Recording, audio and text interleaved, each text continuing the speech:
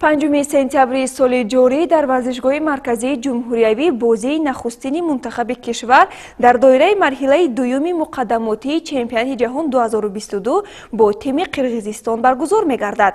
Бо мақсади дастгирии мунтахаб тӯли 2 рӯз дар пойтахт аз ҷониби Федератсияи футболи Тоҷикистон ва шаҳрдорӣ аксияи тарғиботӣ баргузор гардид. Тафсилот дар гузориш. бо мақсади дастгирии тими мунтахаби футболи кишвар ва ҷалби бештари ҷавонон барои иштирок дар бозии марҳилаи дуюми муқаддамотии чемпионати ҷаҳон 2022 байни мунтахаби Тоҷикистон ва Қирғизистон дар шаҳри Душанбе аз ҷониби Федератсияи футболи Тоҷикистон ва шаҳрдорӣ аксияи варзишӣ баргузор гардид, ки доираи васеи сокинони пойтахтро ба ҳам оварда буд. шарти баргузории ин аксияи варзишӣ талаботҳои худро дошт. Дар як стун пояи баландиаш на камтар аз 2 метру 50 сантиметр тӯбе овозон буд, ки хоҳишмандон бояд ҷаҳиш намуда бо сар ба он тӯб расанд. Цель проведения BTL-акции является розыгрыш билетов на футбольный матч Таджикистана и Кыргызстана.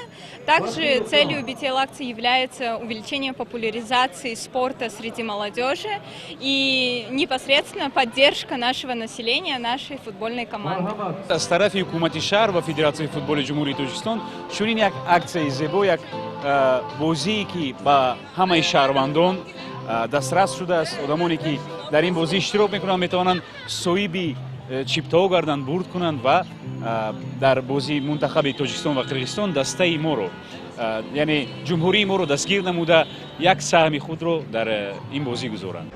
ҳар нафаре ки муваффақ мегардид соҳиби чиптаи бозии Тоҷикистону Қирғизистон мегашт ва хушбахтона кам набуданд ҷавононе ки ин чиптаро ба даст оварданд. Восхищаюсь людьми, которые способны прыгать, как-то воздействовать этому мероприятию. И у меня получилось, я выиграл. Я не знаю, какое здесь расстояние, длина какая, но тот, кто хочет, тот обязательно чего-то добьется. масъулини ин аксияи варзишӣ баргузории ин гуна чорабиниҳоро барои ҳарчи бештар ҷалб намудани ҷавонон ба тарзи ҳаёти солим ва аз ҳама муҳимаш дастгирии мунтахаби футболи кишвар фолӣ некунвон карданд. аксияи варзишӣ имрӯз соати 17:30 дар боғи фарҳангию фароғатии Куруши Кабир идома хоҳад кард.